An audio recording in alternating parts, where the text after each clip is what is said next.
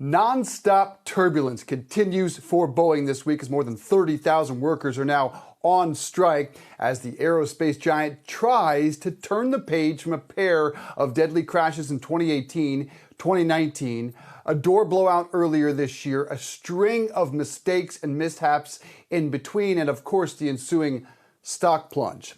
Nicolas Owens is an aerospace and defense analyst at Morningstar, and he joins us now. Nicolas, good to see you, sir. So Boeing has more than 150,000 employees, so this is only about 20% roughly. How impactful might this strike be? Thanks for having me, Dave. It's fairly impactful. I'm assuming that their productivity for the 737, 767, and 777 assembly lines will be practically zero for the rest of the year. And that's going to cost them essentially billions of dollars. Excuse me. The trick is they've been losing billions of dollars every quarter for the last couple of years. And as you said, they've been trying to turn a page. This will delay that, but I think they will actually pull it through eventually. It's been reported they were offered 25% pay raises. Is that accurate, and how can they resolve this one? Yeah, so the deal that's on the table is a 4-year contract with the sum of the increases was 25%. It would sort of add up to 33% over time. And the number that I think was floating around that folks were expecting was something closer to 40% total. And that might be part of the reason why folks voted against it.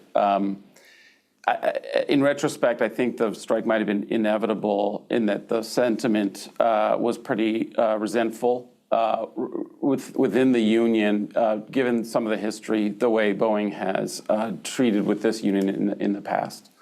This is really unfortunate. Sounds like just going from bad to worse. So new CEO Kelly Ortberg didn't have to wait long for a big test. What can you tell us about Kelly and the massive turnaround task ahead? Yeah, he's been in the job for a couple of weeks, and I think it's fair to say that a lot of the crises and problems that Boeing is working through are the result of decisions made many years ago, even decades ago, in terms of whether or not to design a new plane versus tweak the 737, issues about the software that led to those crashes, et cetera. The other moment that I think is important in what Boeing is trying to work through is in 2018, before those crashes, they had trouble ramping up the production of the 737 with their, at one time it was part of Boeing, but at the Spirit Aerosystems team, they accepted fuselages from them that weren't inspected or passing the quality test. And they said, look, you just send them to us anyway and keep working on them. That's really the thing that they're unwinding here, and that has bogged down the 737 assembly line. Boy, it is just a Herculean task. So let's talk about the stock. Its price has been more than cut in half since its pre-COVID high. It's down almost 40% year to date. So many issues to fix. But it's amazing when you pull back a little bit, 30,000 feet, if you will, pun intended. This is a duopoly in an industry with sky-high demand for travel, for airplanes.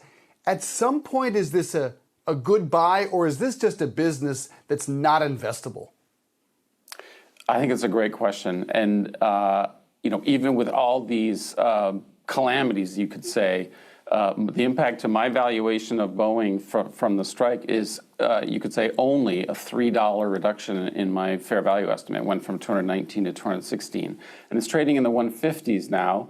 So it's at a discount, and for all the reasons that we've been saying.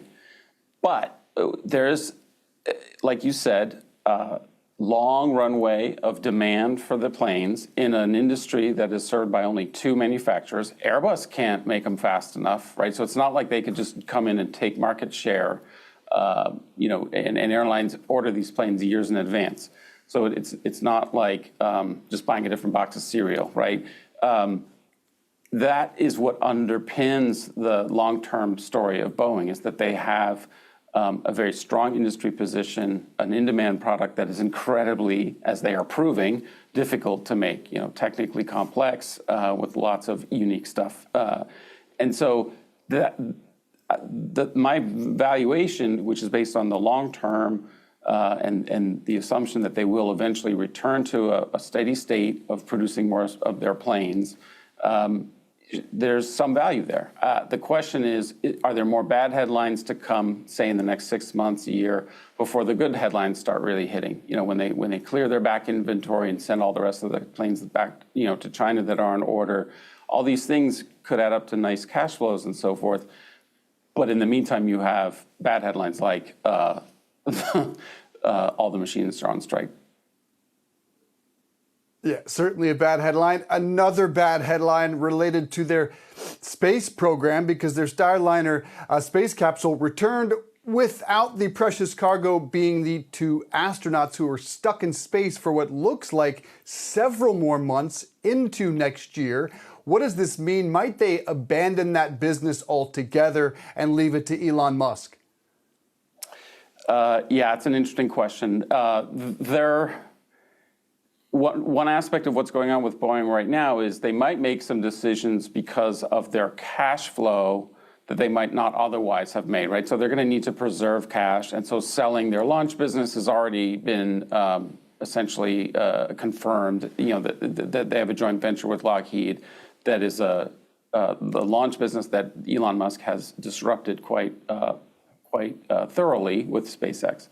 The capsule piece, the Boeing defense business made a handful of bad bets on what are called fixed price development contracts. And so that thing went over budget and was delayed, which is sort of normal for these types of complex things. But usually a contractor like Boeing would have some protection, let's say, in that those cost overruns, which are usually justified by some engineering problem or other new thing that they had to figure out. But this was fixed price. So Boeing's been losing money on that capsule for years. And NASA, because it was so late, has essentially moved on. And I think they gave Boeing a shot at doing this test flight only to sort of follow through on what they originally agreed. But NASA is not making plans to use that capsule in the future, as far as I know. Could be good news, of course, for Elon's SpaceX. Speaking of Elon, Starlink, maybe the best part of that business. United made a deal with them, free Wi-Fi on its airplanes. How big a deal is that for United, and do you expect others in the category to follow? I don't think it's a huge deal. I mean, like financially for United, I think it's one of those kind of passenger perks that has almost become an expected norm, for folks flying on a plane of any sort of length. And the technology is probably more reliable than some of the services that have been on there before. That type of service is not a huge cost item for the airlines, but it might give them kind of a marketing perk, in terms of passenger being attracted to that. And it's likely that others might copy it if it's a superior service. Yeah, I got a couple of teenagers in my house who think, hey, we're flying United now, or JetBlue, who already offers it, but that, of course, doesn't impact the stock. Nicolas Owens, an aerospace and defense analyst at Morningstar. Appreciate you coming on with us, sir. Thank you. Thanks for having me.